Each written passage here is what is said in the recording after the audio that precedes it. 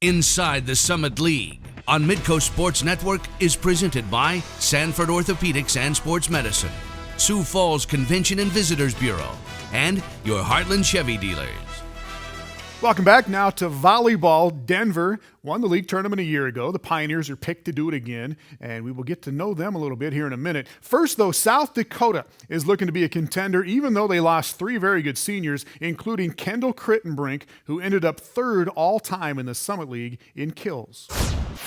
With the thought, losing three seniors last year, they were both starters and they played a huge role, but I can see it as a positive. It's an opportunity for three new people to step up and have their opportunity, and I'm excited to see everyone fighting hard. It's a battle in practice. We never really talked about the seniors being gone because it is our team still, and you don't replace the three that we had. You find different ways for people to contribute, and we've got some young kids that might make some differences right away, which is really exciting. We're definitely going to be a different team. We're a young team right now, but what makes it fun is they're hungry and they're excited to be here and they're excited to play and kind of fight for their position on the floor.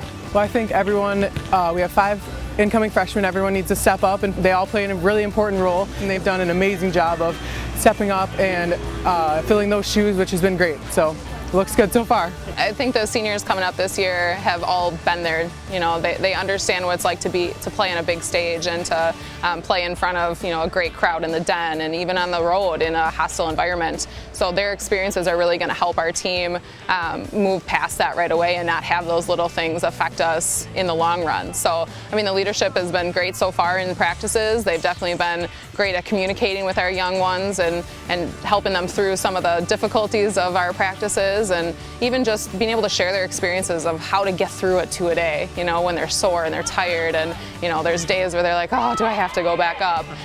So I think they've done a really good job of inviting them in, making them part of our team right away, and not putting any excuses out there. I'm excited that we schedule a tough preseason. It's only going to make us better. If we can play against those 6'5", 6'6" girls when we get to the Summit League, it's going to be advantageous for us, and we are willing to risk maybe not having a perfect record in preseason, but it's going to prepare us for the Summit League. Well, the Coyotes lost their first 4 matches, but they have won their last 2 now, and the Coyotes play at a tournament in Grand Forks, North Dakota this weekend. Well, back to Denver. They have 2 all-league players back from a team that went 13-3 in the league last year. Expectations are very high again for the defending league tournament champions. We've got a lot of talent on the roster. We have a lot of competition for spots. I think everybody came in shape and ready to go. Our 4 freshmen are really blending in really well. And we're just now getting to the point where we are kind of figuring out what our starting lineup's going to be. I'm actually really proud of this team. I think this is like the best we've ever been, the best we've ever started, so I'm really excited to let's see what else we have in store this year. We just have so many people back that understand the system, and instead of them learning, they're now teaching to other people. And every practice is it's been kind of very well oiled. Everyone kind of knows what to expect and what's coming next. The communication's been fantastic, and so I don't know if we're playing better yet. I think maybe a little bit, but we're definitely able to cover more ground quicker.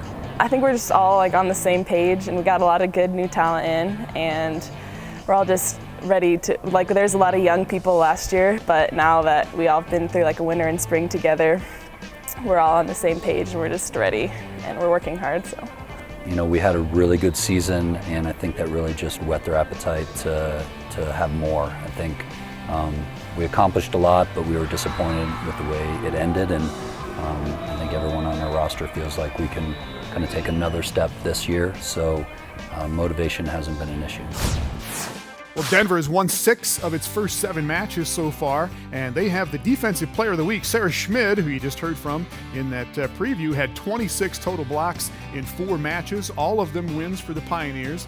The senior from Highlands Ranch leads the league right now with 1.42 blocks per set.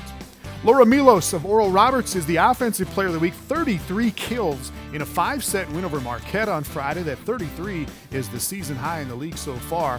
And Oral Roberts won 2 matches over the weekend, both of them against teams in the coaches' top 25 poll. Milos, by the way, leads the Summit League in kills per set right now. When we come back, cost of attendance benefits are coming to the Summit League. We've got Summit League basketball players signing to play pro basketball overseas, and the tweets of the week when we come back. Inside the Summit League on Midcoast Sports Network is presented by Grand Falls Casino and Golf Resort, Dakota Land Honda, and South Dakota Corn.